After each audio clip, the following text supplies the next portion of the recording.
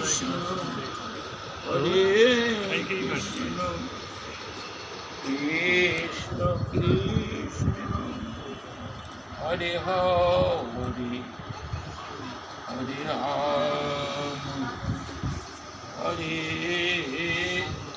রাম রাম রাম হরে হরে কৃষ্ণ হরে কৃষ্ণ কৃষ্ণ কৃষ্ণ হরে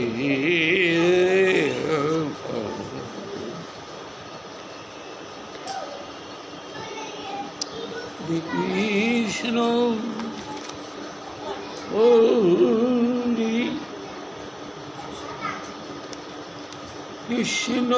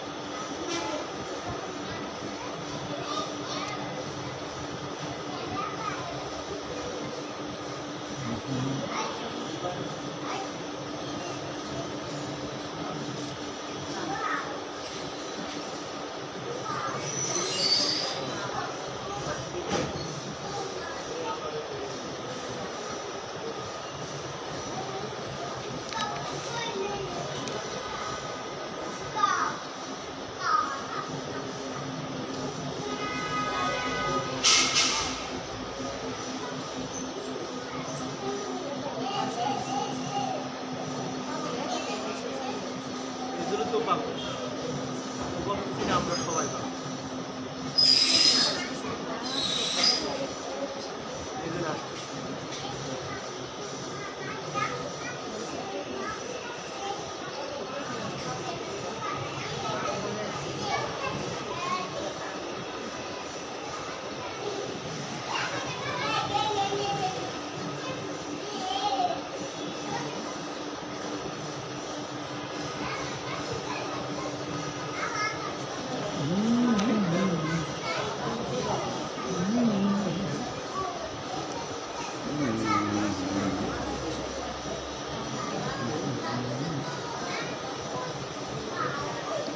শ্রীরাজ উবাচ প্রথম স্কন্ধে 19তম অধ্যায়।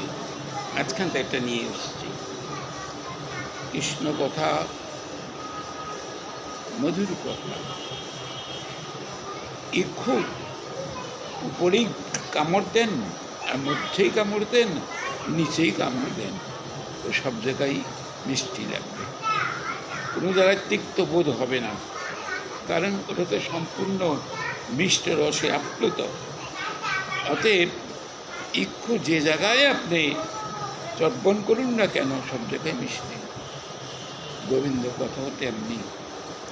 গোবিন্দর কথা যখন যেখান থেকে বলুন না কেন, সেটাই রসে ভরা, আনন্দে ভরা এবং মৃত্যুঞ্জয়। সবচেয়ে বড় কথা যে ভগবানের এই ভুবন মঙ্গল নাম, তার লীলা কথা শুনলে জীবকে পুনঃ পুনঃ জন্ম মৃত্যুর প্রবাহে আসতে হয় না, মৃত্যুকে অতিক্রম করা যায়। এই যে আমরা জগতে বারে বারে আসতেছি, দুঃখ কষ্ট, মাতৃ গহ্বরে 10 মাস 10 দিন অন্ধকার কুটিরে, শ্বাস প্রশ্বাস জানতে পারা যায় না। আবার মৃত্যুর সময় কি কষ্ট, মৃত্যু যে এত কষ্টকর, সেদিন এই কথা আমাকে বলছি বন্ধু, যে মৃত্যু যে কত কষ্টকর। কিছুদিন আগে ঢাকায় তখন যে মৃত্যুর যন্ত্রণা যে কত কষ্টকর এ বোঝানো যায়। তাহলে দেখেন, যাকে আমি এই জগতে, যে মা সন্তানকে ধারণ করে পৃথিবীতে তাকে ভূমিষ্ঠ করেন, কত আনন্দ তার, কত আনন্দ। আর দেখা যায় সেই মাই সন্তানের যন্ত্রণা লাঘব করবার জন্য ভগবানকে ডেকেও যখন নিরাশ হন, তখন তার মৃত্যু কামনা করেন, মৃত্যু কামনা করেন। এই বন্ধুর যে কষ্টটা পেয়েছে, এরকম কষ্ট আমি কাউকে দেখিনি, এত কষ্ট। তখন ভাবতাম যে হায় গোবিন্দ, এত কষ্ট, জগৎ থেকে চলে যাব, সে এত কষ্ট। এই তুলসীদাস একটা দোহা আছে, ওটাকে বাংলায় রূপান্তরিত করেছে কোনো কবি, লেখা নাই, কিন্তু এটা তুলসীদাসের দোহা। হ্যাঁ, যখন প্রথম আমি এসেছিলাম ভবে, কেঁদেছিলাম একা আমি, হেসেছিল সবই। আমি যখন প্রথম এই জগতে আসি, তখন আমি কাঁদছিলাম। আমার কাঁদার কারণ, কোন জগতে আমি আসলাম, কোন জগতে আমি আসলাম, মায়ের জগতে।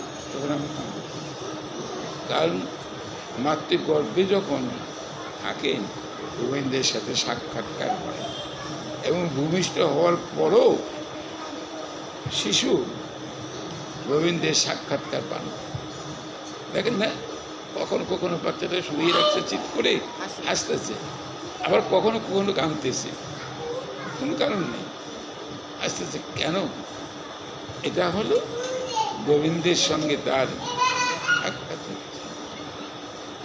এই জন্য কখনো হাসে, কখনো কাঁদে। কিন্তু শেষে বলছেন কি, এমন জীবন করিব গঠন, মরণে হাসিব আমি, কাঁদিবে ভুবন। তাহলে কি তুলসীদাসের ভাষাটা এখন উল্টোটা হয়ে যাচ্ছে, মরণে কাঁদিব, মরণে কাঁদছি, মৃত্যু আসুক, মরণের জন্য তৈরি, যাতে তাড়াতাড়ি মৃত্যু হয়। জগতে আসলাম, জগতে এই যে সৌন্দর্য মাধুর্য, এগুলো সব অনুভব করলাম। এই সুন্দর জগৎ থেকে কেউ যেতে চায় না, কিন্তু যন্ত্রণায় কাতর হয়ে যখন জীব অতিষ্ঠ হয়ে পড়ে, তখন সে মৃত্যু কামনা করে, জগৎ থেকে চলে যেতে চায়। চাইলেই তো যাওয়া যাবে না, কারণ কর্ম ক্ষয় না হলে যাওয়া যায় না। আবার সাধুগুরু বৈষ্ণবের যদি কৃপা হয়, যন্ত্রণার থেকে মুক্তি পাওয়া যায়, যন্ত্রণার থেকে মুক্তি। একদিন আগে তখন আমি বলছিলাম যে আর থাকবে না, পাঠ করে একটা সন্ধ্যাবেলা, সোমবার মঙ্গলবারটা থাকলো, বুধবার দিন সকালেই চলে গেল। কি যে অশেষ যন্ত্রণা, চোখে দেখে আর ঠিক লাগে। তাই তখন ভাবি যে মৃত্যুর সময়টা কি হবে, মৃত্যুর সময়টা কেমন কি হবে। এখন তো ভালোই চলছি ফিরছি, যাই হোক, রোগ শোক যাই, ওষুধপত্র খাই, একটা চলাফেরা। যখন চলাফেরা করতে পারবো না, রোগী শয্যায় শায়িত হয়ে থাকবো, উঠবার শক্তি থাকবে না, তখন কি হবে? তখন কি হবে? সেই জন্য শাস্ত্রে বলছেন বা মহাজন বাক্য বলছেন যে দেখো, আবাল্যাৎ এব জপ্তব্যং হরির নামৈব কেবলম। ছোটকাল থেকে হরির নাম করো, অভ্যস্ত হয়ে গেলে এই নাম আর এই নাম সবসময় চলবে, অভ্যস্ত হতে পারে। এই জন্যই ছোটকাল থেকেই ভগবানের ভুবন মঙ্গল মহামঙ্গল এই নাম সদা সর্বদা স্মরণে মননে নির্দেশনে রাখা প্রয়োজন।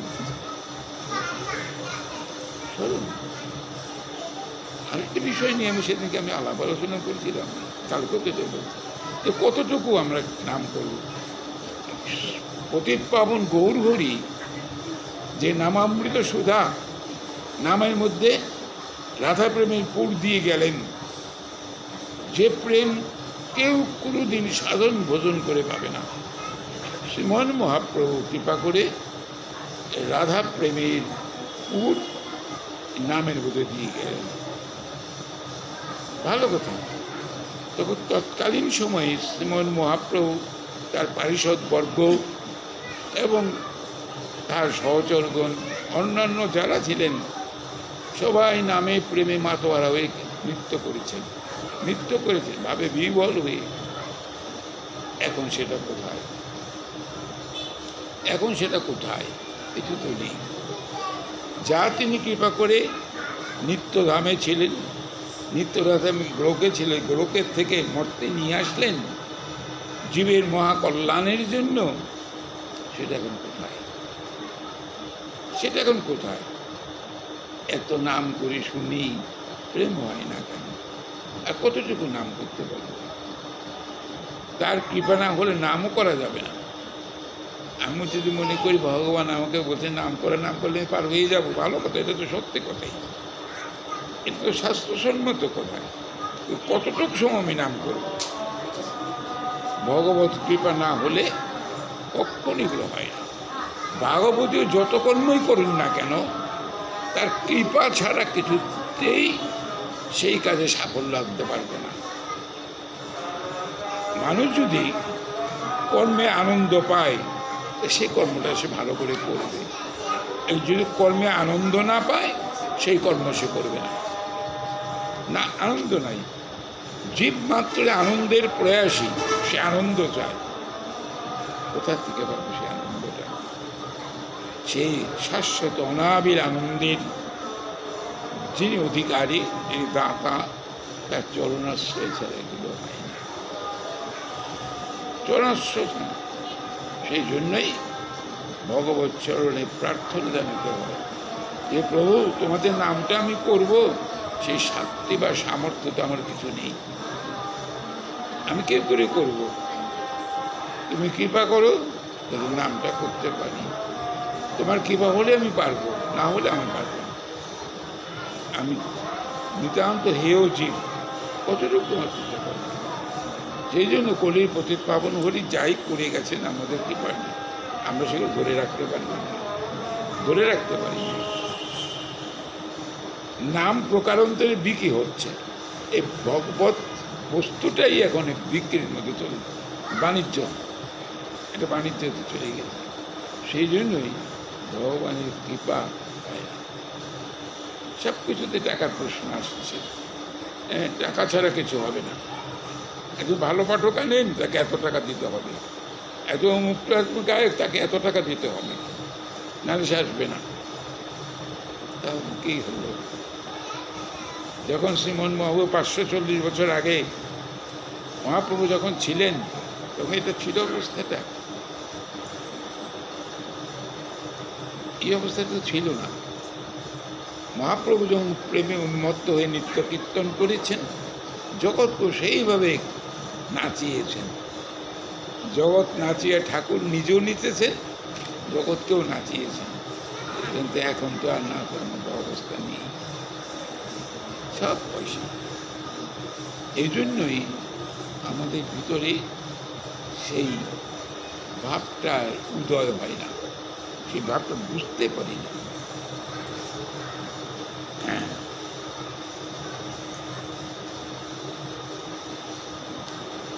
তাং মৌপজাতাং প্রতিজন্তু বিপ্রা গঙ্গা চ দেবী জিত চিত্তম ঈশে দ্বিজ উপসৃষ্ট কুহক তক্ষক বা দশত্ব অলং গায়ত বিষ্ণু গাথা, গায়ত বিষ্ণু গাথা। পরীক্ষিত মহারাজ যখন জানতে পারলেন, পরীক্ষিত মহারাজ যখন জানতে পারলেন যে তার 7 দিন পর মৃত্যু, 7 দিন পর মৃত্যু, এই মৃত্যুটা জানাতে কি করছে, মৃত্যুর জন্য ভয়ে ভীত হননি, মৃত্যুকে অতিক্রম করার জন্য,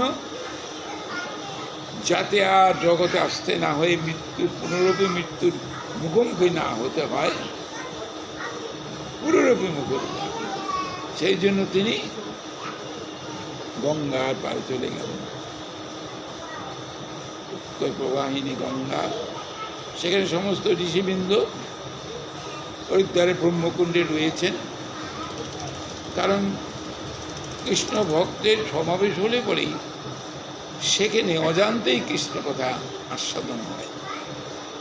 10 জন কৃষ্ণ ভক্ত যদি 105 জন একসাথে মিলিত হয়, দেখবেন তারা গোবিন্দের কথায় ডুবে আছেন। আর 5 জন যদি বিষয়ীভূত হয়, তাহলে বিষয়ের কথায় ডুবে আসে। হ্যাঁ, ঠিক অপোজিট বিষয়। এই জন্যই ঠাকুরমশাই বলছেন বিষয় না ছাড়া পর্যন্ত, বিষয় এমনই একটা বস্তু যে এর আকর্ষণ, এর মমত্ববোধ কিছুতেই ছাড়া যায় না, কিছুতেই ছাড়তে পারা যায় না। সবাই বিষয়ে মত্ত আছেন, বিষয় ছাড়া কেউ নেই।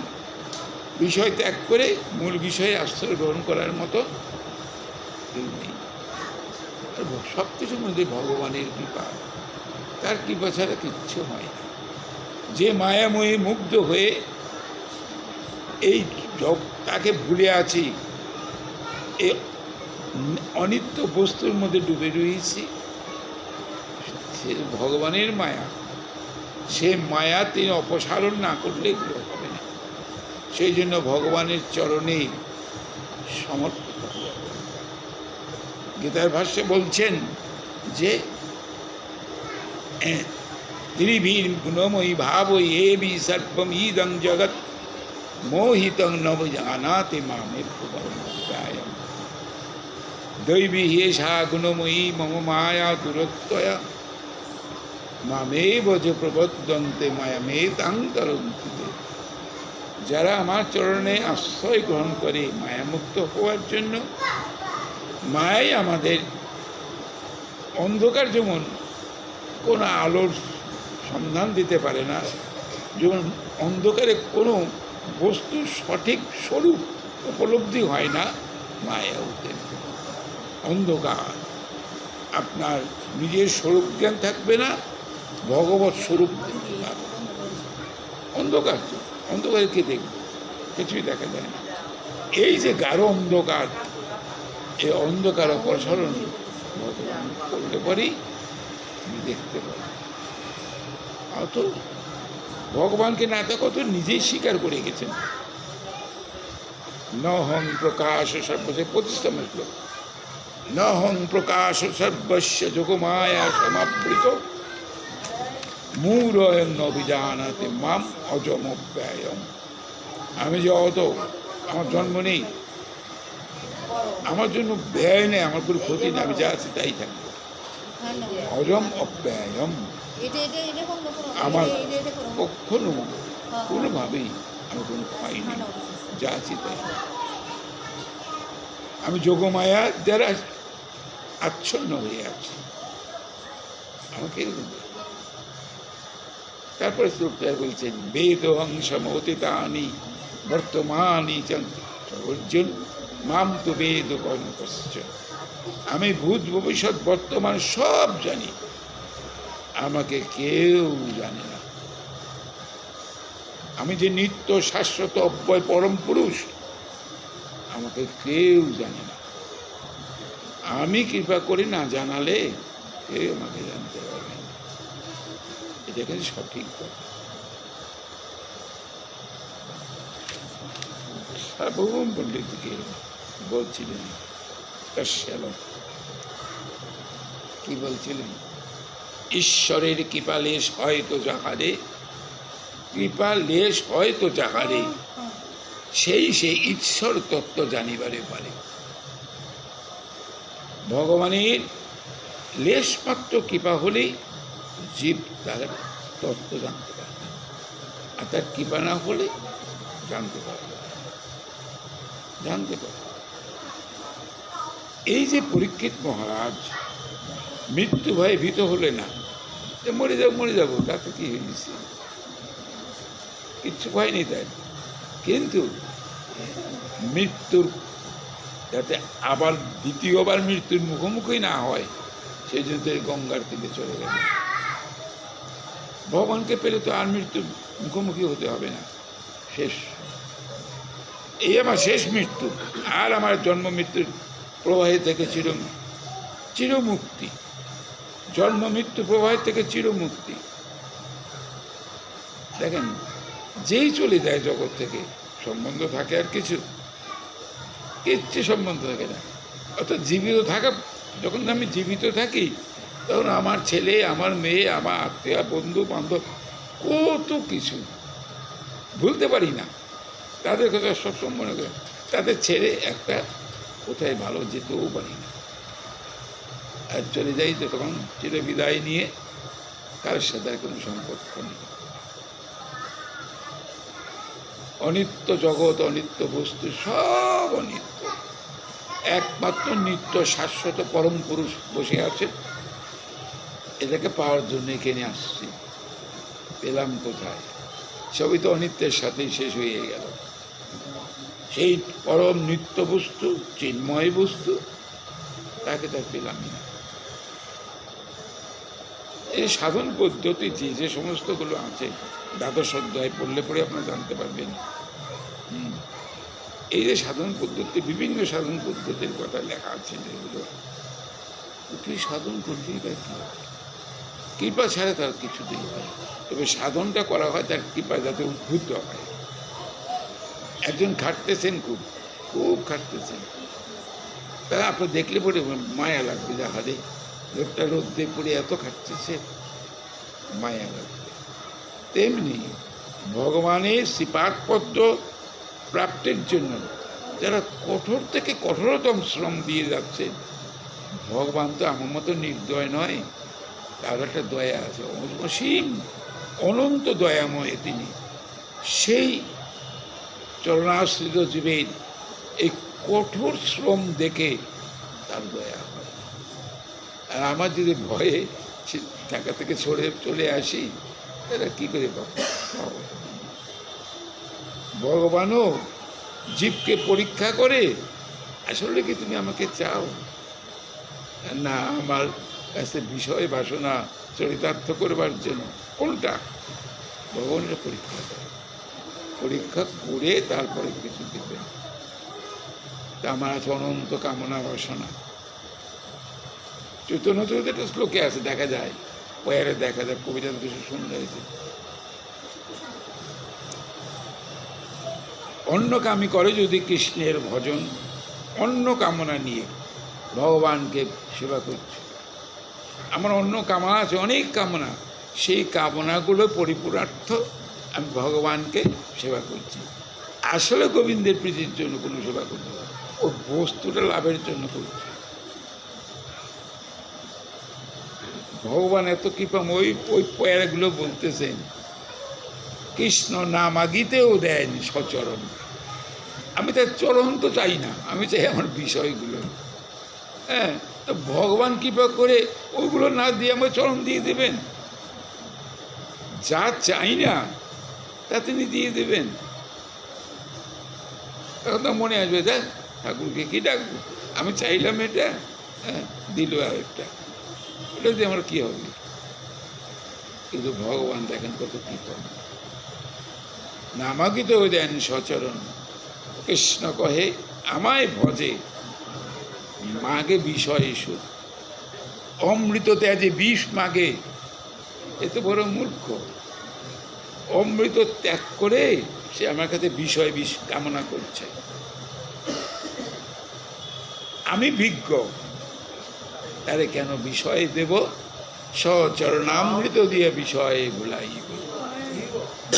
আমি তো বিজ্ঞ, সে তো অজ্ঞ, সে তো জানে না যে বিষয় পেলে পরে সে বিষয়ের মধ্যে ডুবে যাবে, আমাকে আর কোনো দিনই স্মরণে রাখতে পারবে না, আমাকে কোনো দিন স্মরণে রাখতে পারবে না। আমরা অনেক সময় ত্যক্ত বিরক্ত হয়ে বলি, ঠাকুর এত কষ্ট করি, এত তোমাকে ডাকি আমার অভাব দূরীভূত করবার জন্য, তোমরা কি একটু দয়া মায়া নাই? অনুযোগ দিয়ে বসে থাকি, তো ভগবান সেটা দেন না কেন? এটা কিন্তু গভীরভাবে চিন্তা করি না যে আমার প্রার্থিত বস্তু তিনি দেন না কেন।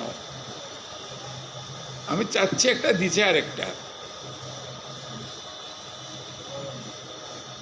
আপনাদের ভক্তমাল গ্রন্থটা দেখবেন, এক সাধক সাধনা করতে গেলে, রামচন্দ্রের সাধক ভক্তমাল গ্রন্থে আছে, সাধনা করতে করতে বৃদ্ধ হয়ে গেছে, এখন আর হেঁটে যেয়ে যে গ্রাসাচ্ছাদনের কিন্তু ব্যবস্থা করে সেই উপায় আর নেই। এখন চিন্তা করছেন যে আমার তো বৃদ্ধ বয়স, আমি চলতে ফিরতে পারি না, আমি যদি কোনো একটা যান পেতাম, যানের উপর চড়ে গিয়ে আমি, অর্থাৎ তার মনে বসেন, আমি যদি একটা ঘোড়া পেতাম, ঘোড়ায় চড়ে গিয়ে ভিক্ষায় যেতে পারতাম। আচ্ছা, ঘোড়ায় চড়ে ভিক্ষা গেলে ভিক্ষা দেবে কেউ? কেউ দেয়? বলে ঘোড়ায় চড়ে আসে ভিক্ষা করতে, কেউ দেবে না। এই যে আমাদের লালাবাবু, লালাবাবু সব ত্যাগ করে তো বৃন্দাবনে চলে গেলেন। বৃন্দাবনের শেঠের সামনে তার মামলা, এত মামলাটার সাথে জায়গা নিয়ে আর কি, মন্দিরে যান, সেটাও ছাড়বে না, উনিও ছাড়বে না। এখন তার গুরুদেব বলছে, আমি লালাবাবুর ইতিহাসে দেখেছি যে এই লালাবাবুকে তার গুরুদেব হরিদাস গোস্বামী বলবার, ওই গাভী খায় না, গম খায় না, এই দেখবেন গোবরের মধ্যে আস্তে আস্তে পড়ে, হ্যাঁ গম পড়ে। লালাবাবু বলছেন, লালাবাবুকে বলছেন, লালা তোমার ওটা খেতে হবে, তুমি ওটা খেয়ে বাঁধো। তাই রাজি খেয়েছে। গুরু বলছে, উচ্চস্তরে গুরু তো, জমিদারের ছেলে, তাও দেখা যায় গুরু কৃপা হয় না। এখন ভাবছে ব্যাপারটা কি, যা বলতে তাই করছে, তাও কিন্তু গুরু আমাকে কৃপা করে না কেন, কি কারণ? একদিন ভাবতে ভাবতে কীর্তন করে যাচ্ছে, তো ভিক্ষা করে যাচ্ছেন, ওই শেঠের বাড়ির পাশ দিয়ে যাচ্ছে, শেঠের বাড়ি পাশ দিয়ে যাচ্ছে, তো তার হঠাৎ মনে পড়ল যে শেঠের সঙ্গে আমার মামলা মোকদ্দমা, আমি সবার বাড়িতে ভিক্ষা করতেছি, শেঠের বাড়িতে তো ভিক্ষা করি নাই। এখন হরির নাম করে শেঠের বাড়িতে ঢুকছে ভিক্ষার জন্য। শেঠ লালাবাবুকে দেখে আশ্চর্য হয়ে গেছে। তখন বলছেন শেঠ যে বলছেন, লালাবাবু আজ আপনার কাছে আমি পরাজিত হলাম, আজ আপনার কাছে পরাজিত হলাম, আপনি কি চান? বলে আমার কিছু নেই, সামান্য একটু মুষ্টি ভিক্ষা দিলেই আমার হয়ে, বলে আমার কত জিনিস, বলে আমার একটু দরকার নেই। এই যে বৈরাগ্যটা বা সত্যের প্রতি সমতাটা কখন আসলো? তখন লালাবাবু গুরুদেব তাকে কিন্তু দীক্ষা দিয়ে দিলেন, ওই ঘটনার পরে দিয়ে দিলেন, যে তার ভিতরে অভিমান তো নেই, এখন সহজ সরল হয়ে গেছে। এই যতক্ষণ পর্যন্ত জীবের ভিতরে আমিত্বের প্রসার থাকে আমার, তখন ভগবত কৃপা হয় না, কখনো হয় না। যোগবতার রামকৃষ্ণ পরমহংসদেব তিনি বলছেন যে দেখেন, এই গাভীর নারী বুড়ি দিয়ে ওই যারা ধনুকার তাদের হয় না, ধোলাই করে না শরীরটা। তো গাভী যতক্ষণ পর্যন্ত জীবিত থাকে তখন আম্বা আম্বাই করতে থাকে, তোমার কথা বলে না, আমার। আর যখন তার মৃত্যু হয়ে যায় আর ধুন করে রিকাকে, তখন তোমার তোমার বলে, তখন বলে, তার আগে না। মৃত্যুর করাল ছায়া দেখলে পরেই মানুষের মনে একটা পরিবর্তন আছে, তখনই বলি ঠাকুর সবই তোমার, আমার বলতে তো কিছু নেই। প্রকৃত প্রস্তাবে এই জগতে আমার বলতে কিচ্ছুই নেই। যে কৃপাশ্রিত দেহটা আমি পেয়েছি শুধু তার সেবার জন্য, তার ভজনের জন্য,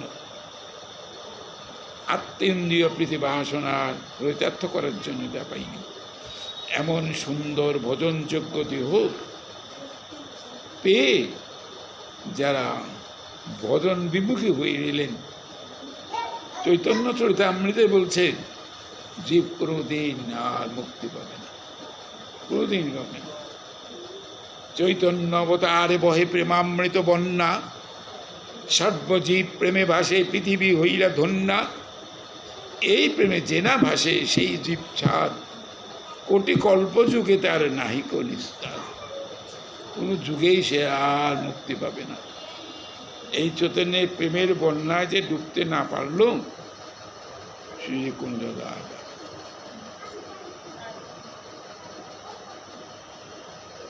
প্রেম ছাড়া ভগবত সেবা হয় কখনো? প্রেম তার কিছু নেই, শুদ্ধ ভালোবাসা, শুধু ভালোবাসার জন্যই ভালোবাসা, অন্য কিছু পাওয়ার আশা নেই। যেটাকে নিরুপাধিক আর উপাধিক, এটা ভগবানের প্রতি সেই ভালোবাসাটা না জন্মালে পরে এগুলো পাওয়া কঠিন, খুবই কঠিন। দেহটা কিন্তু সে তৈরি করেই দিয়েছেন, দেহটা কিন্তু তৈরি করেই পাঠিয়েছেন, একটা বিকলাঙ্গ করে দেয়নি, যেটা একটু কান্না করে দেয় বা একটা কান চলে গেল, এই সব আমার কৃতকর্মের ফল। ভগবান এগুলো কিচ্ছু করেনি। ভগবান একটা সুস্থ সাবলীল দেহ দিয়েছেন, সেই দেহ দিয়ে ইন্দ্রিয় তর্পণ করে গেলাম, তাহলে কি হবে? আমরা সবাই সব কিছু বুঝি, জায়গা মতো যেতে পারি না। পরীক্ষিত কিন্তু দেখেন, যখনই তিনি সিংহের কাছ থেকে অভিশপ্ত হয়ে আসলেন, গৌরমুখের কাছে সৌমিক ঋষি সংবাদটা পাঠালেন যে মহারাজ তো রাজ্য শাসনে ডুবে থাকবেন, তার যে 7 দিন পর মৃত্যু হবে সে তো জানতেই পারবে না। আজ যদি সৌমিক ঋষি দয়া পরবশ হয়ে এই সংবাদটি না পৌঁছাতেন, তাই পরীক্ষিত মহারাজকে যেতেন সংসার ছেড়ে, জানতেনই না কিছু, সংসারের মধ্যেই থাকতেন, রাতের মধ্যেই থাকতেন। জানাইলেন, এক মহৎ তার মৃত্যুর সংবাদটা জানিয়ে দিলেন। পরীক্ষিত তখন জানলেন, জেনে শুনে সব শোনা মাত্র সব ত্যাগ করলেন। এত বড় বৈরাগ্য হয়? আমার মৃত্যু যদি কেউ বলে যে কালকে তোমার মৃত্যু হবে এই সময়, তখন আমি দেখবো আমি কার কাছে কত পাবো, কোথায় কী আমার আছে, এগুলো হিসাব করবো, বসে থাকবো, এগুলো হিসাব করে যাবো। এই তখন বলে দূর, আমি তো মরেই যাবো, ও দিয়ে আমার কে হবে? আর যেটুকু এর একটা বিপরীত কথা যোগ্যবতা রামকৃষ্ণ পরমহংস বলছেন। এর একটা অপোজিট কথা। এক জমিদারের ছেলে, একমাত্র ছেলে, রামকৃষ্ণ কথা মৃত মৃত এগুলো বলতে, আগে তো কত কিছু বলতাম, হ্যাঁ ভুলে টুলে যাই। তো পথে যেয়ে শেষ, এখন ভীষণ রোগাক্রান্ত। জমিদার ছেলের এহেন অবস্থা দেখে তখন রামকৃষ্ণ পরমহংসদেবের কাছে গেলেন, গিয়ে বললেন, বাবা, আমার একমাত্র সন্তান কুসংসর্গে পড়ে তার এমন অবস্থা, তার মৃত্যু অবশ্যম্ভাবী। আমার একটা মাত্র সন্তান, আপনি কৃপা করে তার জীবন দান করুন, আপনি তাকে জীবন দান করুন, জীবন দান করে আপনার চরণ আশ্রিত করে নিন, জীবন দান করে আপনার চরণ আশ্রয় করে নিন।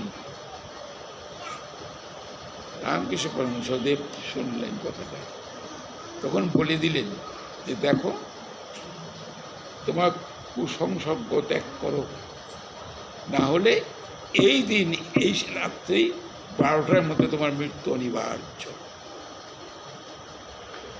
তখন আর দিন ক্ষণ বলে রাত্রে বলে দিলেন যে এই রাত্রিতে তোমার মৃত্যু অনিবার্য, মৃত্যুতে কেউ রক্ষা করতে পারবে না। এখন ছেলেটা কি করতে জানেন, তার যে সংসর্গ যেগুলো সব ত্যাগ করবে, সে ভাবছে আমার তো মৃত্যু হবে, এই মৃত্যুর বিভীষিকা মূর্তি যাতে দেখতে না হয়, বাঁচতে পারে, প্রাণ ভরে নাম করতে শুরু করলো। বলছে তুমি নাম করো, প্রাণ ভরে নাম করতেছেন। নির্দিষ্ট দিন চলে আসছে, আরো বেশি গভীরভাবে নাম করতেছে। নয় সময় দেখো রাত 12টা, তাকে দেখছেন রাত যখন 12টা অতিক্রান্ত হয়ে গেল, সে ভাবল যে আমার আর মৃত্যু হবে না, আমি বেঁচে যাচ্ছি। তখন কি করলেন জানেন, ওই ছেলেটা নাকি আবার রামকৃষ্ণ পরমহংসদেবের কাছে গেলেন, বাবা, আপনার কে আমার ছেলেটা রক্ষা করতে, আপনার চরণ আশ্রয় দিন। এটা একটা বিপরীত ধর্ম, জানছে আমার মৃত্যু এই কাজ, কিন্তু আমি জানলে, আমি তো জানি না আমার মৃত্যু কখন হবে।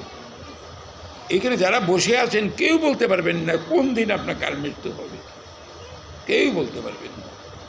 আমার তো অজানা, বরঞ্চ অজানাকে জানবার জন্য আমাদের চেষ্টা থাকা উচিত যে আমার মৃত্যু তো অনিবার্য, মনে তো যাবই, কেন আরই তুচ্ছ বিষয়ের মধ্যে গিয়ে ডুবে থাকবো, তার পিছনে ভাবা করব, কেন এগুলো করব? এটা কিন্তু ভাবি না, ভাবি বিষয় তো হবে। এই ফল মৃত্যু অনিবার্য, এটাকে কেউ প্রতিরোধ করতে পারবে না। এমন কোনো যন্ত্র নাই যে, ইচ্ছা করলে তো পরীক্ষিত মহারাজকে পাঠাতে পারতেন সুখদেব গোস্বামী বাগ, সে শক্তি তার ছিল, করে নাই। না করার একটা কারণও আছে, যে ভগবানের ইচ্ছার বিরুদ্ধে কোনো কাজ করবে না। আবার অনেক সময় দেখা যায় এটা করে। তৈলঙ্গ স্বামী, ওই যে উনি কিন্তু জমিদারের ছেলে, তৈলঙ্গ স্বামী 300 বছর মাকে খুব ভালোবাসতেন। ওনার বাবা 2টো বিয়ে করিয়েছিলেন, মাকে খুব বাসে। মাও অনেক আরাধনা করে শিব কল্পতরু তৈলঙ্গ গোস্বামীকে পেয়েছিল, শিবের। তো মাকে খুব ভালোবাসতেন, মা তার এত প্রিয়, মা ছাড়া কি করতেন। তো হঠাৎ মা রোগাক্রান্ত হয়ে মৃত্যু হয়ে গেল। তো মার ডেড বডি শ্মশানে নিয়ে চলছে, সাথে সাথে ছোট তৈলঙ্গ স্বামী, ওনার অন্য ভাইও বলছেন, বিয়ে করছে 2টো, তো তা নিয়ে চলে শ্মশানে। দেখলেন গিয়ে মার দেহটা পুড়ে যাচ্ছে, ছাই হয়ে, তাকে তাকে দেখতেছেন। তখন চিন্তা, গতকাল এই সময় আমার মা ছিল, মা আমাকে কত আদর করছে, আজকাল মা নাই। ওই যে তিনি মার শ্মশানে পুরোতে গেলেন, আর বাড়ি ফিরলেন না, ওই শ্মশানে থেকে গেলেন। শ্মশানে থেকে শ্মশানে এরকম শ্মশানে থাকেন। আর জমিদারের ছিলেন, কিছুতেই নিতে পারবেন। এই সমস্ত মহাপুরুষের বৈরাগ্য পূর্বজন্মের কিছু সংস্কার আছে, এতটা বৈরাগ্য হঠাৎ এগুলো হয় না। শেষ পর্যন্ত কী করলেন, আজ শ্মশানবাসী হয়ে গেলেন। একদিন তিনি শ্মশানে দেখে দেখাতে আস্তানা আছে, সেখানে একটু বেরিয়ে আসছেন, এক ব্রাহ্মণের সন্তান সর্পাঘাতে মৃত্যু হয়ে ও শ্মশানে নিয়ে আসছে। মা বাবা খুব কাঁদতেছেন। তেলেঙ্গ স্বামীর খুব দয়া হলো, এত কাঁদছেন কেন? তখন কাছে গিয়ে বলল, কাঁদছেন কেন? বলে, বাবা, আমার একটা মাত্র সন্তান ব্রাহ্মণ, যে সর্পাঘাতে তার অকাল মৃত্যু, আমার সন্তানটা জন্য আমি কাঁদছি। কেন অকাল মৃত্যু হলো? তখন বলছে, বাবা, মৃত্যু অনিবার্য, আমি কিছু হবে।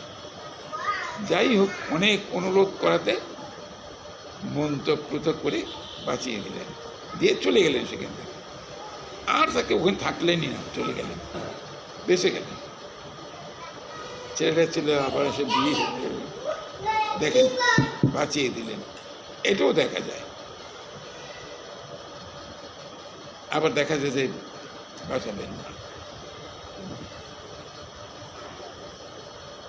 বামা খেপাল এরকম অনেক আছে, এরকম অনেক কিছু আছে। তাদের ঐশ্বরিক ক্ষমতা আছে, অনেক সম্ভব তাদের করতে। এটা আমি আপনাদের কাছে সম্ভব না। মৃত্যুকে তো প্রতিরোধ করতে পারবো না, তো মৃত্যু মরণের আগে যাতে মরতে না হয় সে চেষ্টাটাই করে। পরীক্ষিত মহারাজ চিন্তা করলেন যে আমি যখন জানতে পেরেছি আমার 7 দিন পর মৃত্যু অনিবার্য, তাহলে আমি এর মধ্যে থেকে কী করব? সাথে সাথে জন্মেজয়কে দিয়ে দিলেন। সাথে সাথে একটু দেরি করলেন, যে কাপড়ে ছিলেন বেরিয়ে গেলেন, গিয়ে ওই হরিদ্বারে ব্রহ্মকুণ্ডে গিয়ে বসলেন। মা গঙ্গাকে স্তুতি করলেন, মা গঙ্গাকে স্পর্শ করলেন। তখন মা গঙ্গার কৃপা হলো। তারপর মুনি ঋষিদের কাছে গেলেন, জিজ্ঞাসা করলেন, এই অবস্থা আমার কি বলেন? অনেকে তো অনেক রকম কথা বলছিলেন, মনোপুত হয়নি। ভগবান শ্রীকৃষ্ণ তার চরণাশ্রিত পরম ভক্ত, তিনি মাতৃগর্ভে তাকে রক্ষা করেছিলেন। তার মনোবাসনা পূর্ণ করবার জন্য পরম ঊর্ধ্বরেতা পুরুষ সুখদেবকে সঙ্গে পাঠালেন। উলঙ্গ অবস্থা এলে দুলে নাচতে নাচতে চলে আসলেন। এই জ্যোতির্ময় দেহ দেখে পরীক্ষিত মহারাজ আশ্চর্য হয়ে গেলেন। দেখ, জ্যোতি বেরোচ্ছে, এত দীপ্তিময় দেহ। পাথরের উপর বসে জায়গা দিলেন, জল মাথায় করে নিয়ে আসলেন, মাথায় করে জল নিয়ে পা ধুয়ে দিলেন, জায়গা বসে প্রশ্ন করলেন, কিচ্ছু করতে হবে না, কিছুই করার দরকার নেই। শুনুন, আমি কৃষ্ণ কথা বলছি, আমি শুনুন, আর কিচ্ছু করতে হবে না। আমি তো আজকে কত বছর ধরে বলতে এসেছি, আপনারাও শুনছেন। আমার কি হলো? কোনো অনুভব আছে? কিচ্ছুই নেই।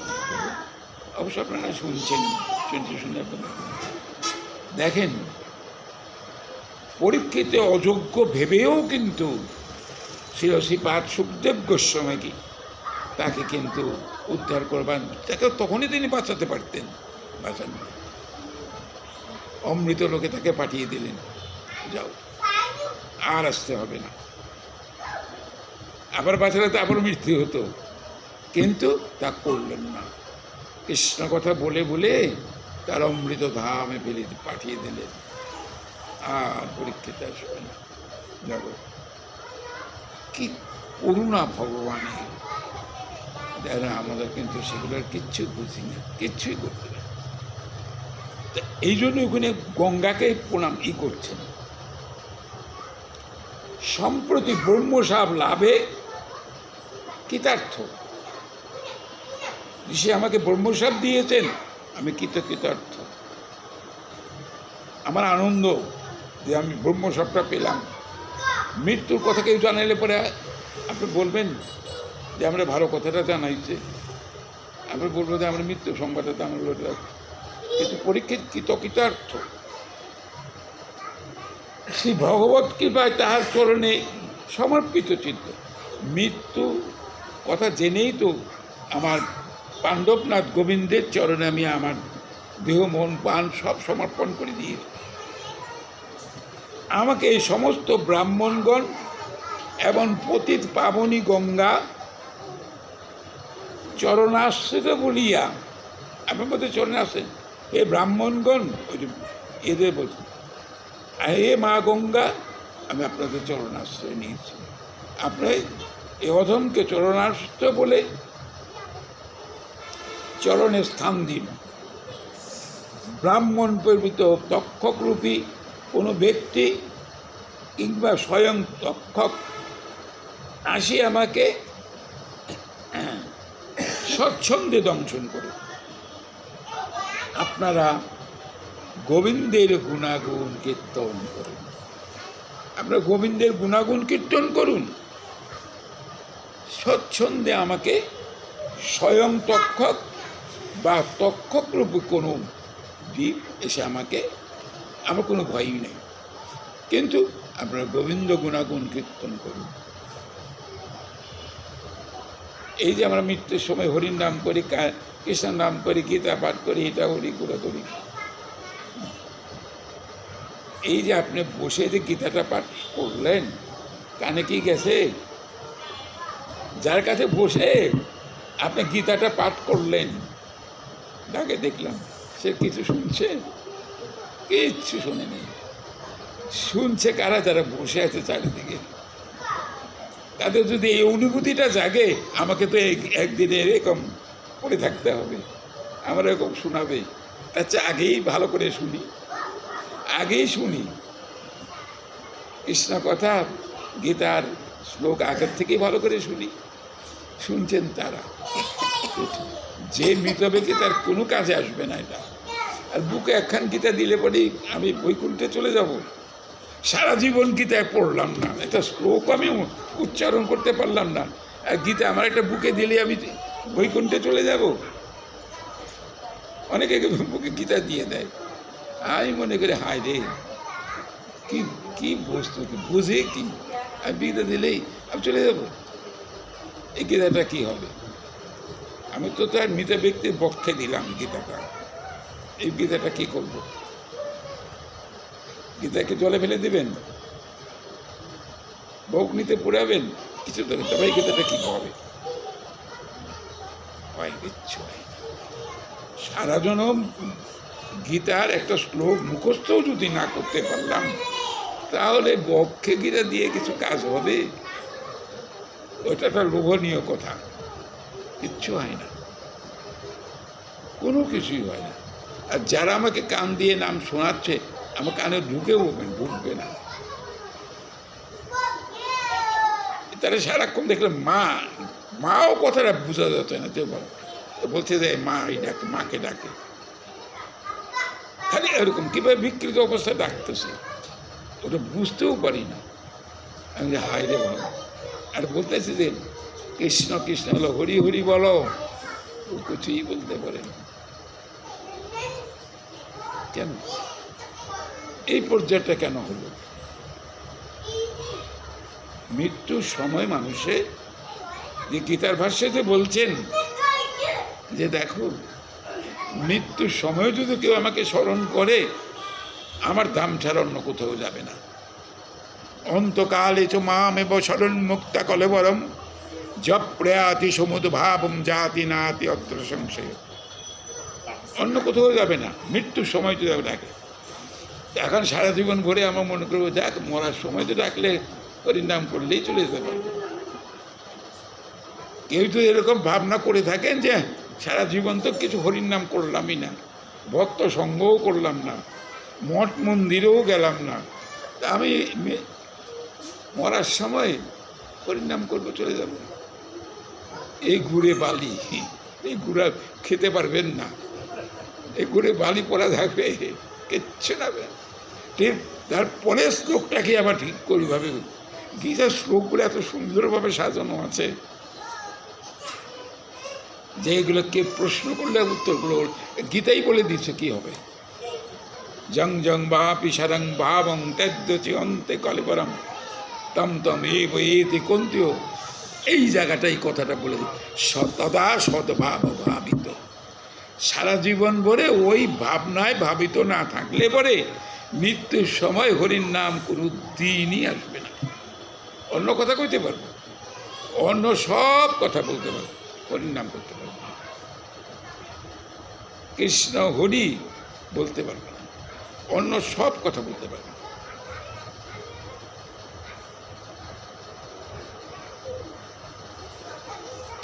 এও একটা উপমা দিয়েছে রামকৃষ্ণ পরমহংস। এক সমৃদ্ধ কৃষকের তিনটা ছেলে, বড় মেজ ছোট, ছোট হয়েছে কৃষ্ণ ভক্ত। কৃষক সারা জীবন শ্রম দিয়ে দিয়ে কত ধানের গোলা করছে, অনেক সমৃদ্ধশালী। এখন তার মৃত্যুর মুখোমুখি, বিছানায় শুয়ে আছে, মৃত্যু মুমূর্ষ অবস্থা। এখন বড় ছেলে বলছে, বাবা তোমার কিছু খেতে ইচ্ছা করে? বলতেছে, বলে না বাবা, কি আর খাবো, আর এমনি তো খেলামই। মেজো ছেলে দিয়ে, বাবা তোমার কিছু পড়তে ইচ্ছা করে? বলে কি পড়বো, এখন তো চলে যাচ্ছি, আমি পড়ি আর কি করবো। কথা কিন্তু বলতেছে। ছোট ছেলে বলছে, বাবা হরির নাম বলো, হরি বল বলো, কৃষ্ণ বলো। ওটা আর বলতে পারতেছে না। এখন বাপেরে বলতেছে ছোট ছেলে, যে বাবা তুমি এত কথা বলতেছো, এই হরি কথাটা উত্তর করতে পারো না? বাবা মুখ দিয়ে আসি না, এই তো অবস্থা, মুখ দিয়ে এখন আসে না। এখন সারা জীবন হরির নাম করলাম, কৃষ্ণ নাম করলাম, বা ভাগবত পড়লাম, যাই কিছু করলাম আপনাদের আশীর্বাদে, এটা যে মৃত্যুর সময় মনে থাকবে, ভরসাটা কোথায়? ঠাকুর হরিদাস 3 লক্ষ নাম জপ করছেন, 3 লক্ষ, কোনো মাসে 3 লক্ষের উপরে, 1 কোটি নাম করছেন, 1 কোটি।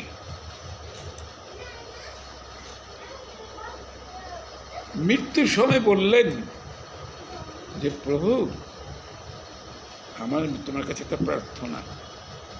এরকম একটা প্রার্থনা আমি চিন্তাই করতে পারি না।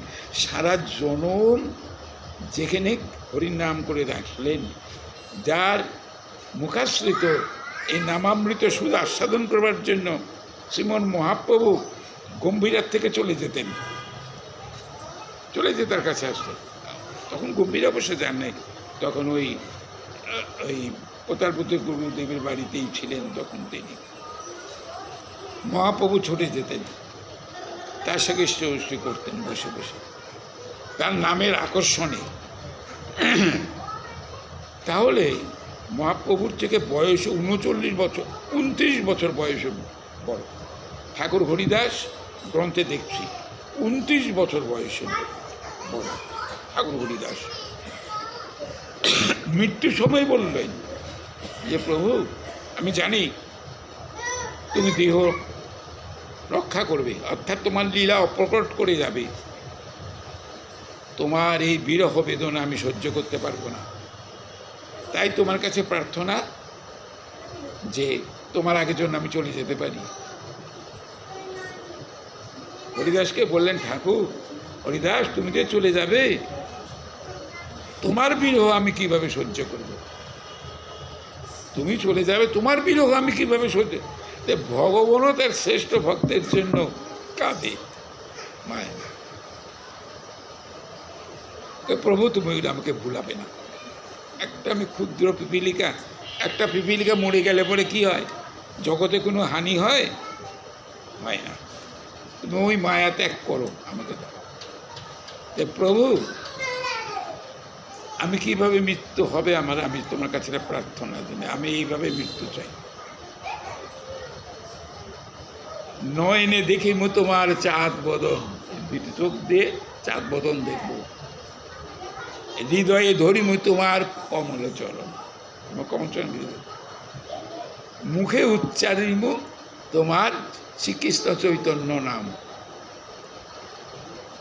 এইভাবে এই মোর ইচ্ছা ছাড়িম পরাণ। এইরকম একটা প্রার্থনা কেন করলেন যে তোমার শ্রীকৃষ্ণ চৈতন্য নামটা আমি করব, মুখ দিয়ে উচ্চারণ করব। সারা জনম ভরে হরির নাম শোনালেন, তাতে এমনি আর ভগবত সান্নিধ্য পেলেন, দুটোই নাম নামি দুটোকেই পেয়ে গেলেন। তা তিনি এইরকম একটা প্রার্থনা কেন করলেন, এরকম একটা প্রার্থনা করলেন? তিনি তো অভ্যস্ত, নাম করছেনই, নামিকেও পেলেন, নামের কৃপা পেলেন। তো এমন একটা কথা বললেন কেন, প্রার্থনা জানালেন কেন? তাহলে কি তারও একটা ভয় ছিল যে আমার মৃত্যু সবুজে নামটা মুখে না আসে? না, জীব জগতের জন্য এটা বলে গেছেন যে জীব তুমি তো আমার মতো এরকম নাম করতে পারবে না, অভ্যস্ত নাম করো, নাম করো, ভগবানের কাছে প্রার্থনা করো যেন অন্তিম সময় নামটা তোমার মনে থাকে। এটাও গৌরগোপালের চরণে আমার প্রার্থনা। এখন তো বলতেছি কত কথা, মুখটা হয়তো বদ্ধ হয়ে যাবে, তখন কি হবে? এটা কিন্তু ভরসা তো নেই যে আমার মৃত্যুর সময় আমি করতে পারবো, হরির নাম করব, ভক্ত দর্শন হবে, চোখটা তো বুঝে যাবে, ভক্তও দর্শন করতে পারবো না, কানটা তো এখনই তো শুনতে পাই না, তখন কানও তো বইকে শুনতে পারবো না। ভজনযোগ্য তো হয়ে পড়ে যারা ভজন করছেন না তাদের পরিণতিটা এরকমই হবে। এই পরিণতশীল জীবের কল্যাণের জন্য শ্রীমন মহাপ্রভুর কাছে এটা প্রার্থনা করেছে। জীব তুমি ভেবো না নাম করলে তুমি নামীকে পেয়ে যাবে, তোমার নামে যদি তিনি পরিতুষ্ট হন, তৃপ্ত হন, তাহলে তুমি তার কৃপা পাবে। তুমি নিজের মুক্তির জন্য নাম করবে? চৈতন্য চরিতামৃতে বলছেন যে দেখো, ওকে চৈতন্য পয়েটের বলছেন, সুন্দর নিতা, তার মধ্যে লিখছেন যে শিশুটুক মনে আছে, কৈত ভগবান যা হইতে কৃষ্ণ ভক্তি হয় অন্তর্ধান। যারা মুক্তি প্রার্থনা করে, এই শ্লোকটা ওইখানে ওই জায়গায় আছে। হ্যাঁ, যে মুক্তি যে ভগবানের কাছে চায়, যারা মুক্তি, কৈবল্য মুক্তি, আর যারা যোগমার্গে যোগের সাথে যারা যোগমার্গে আছেন ভগবানের সাথে মিলে যেতে চায়, তা এরা যারা চায় ভগবানের কাছে চিরমুক্তি, কৈবল্য মুক্তি, এগুলো তার স্বার্থের জন্য। এই চাইলে ভগবান তাকে কিন্তু মুক্তি দিয়ে দেবেন, কিন্তু তার প্রাপ্তির পথটা চিরকাল রুদ্ধ হয়ে গেল। ভগবানের সেবার থেকে সে চিরকাল একেবারে বঞ্চিত হয়ে থাকল, চিরকাল পাবে না, আর ভগবানের কৃপা পাবে না। মুক্তি পেয়ে গেল, মুক্তি আস্বাদ, মুক্তি পেয়ে গেলে আর কি পেয়ে গেলাম, আর তো জগৎও আসবে না, কষ্টও করবো না, কিন্তু কৃষ্ণ সেবার থেকে বঞ্চিত এ হারও হবে না। কি শ্লোকটা আমার এখনো মনে আসতেছে না, সুন্দর একটা পয়ার আছে। না না না, ওগুলো না, এটা হলো চৈতন্যের প্রথম অধ্যায়ের মধ্যেই আছে। এটা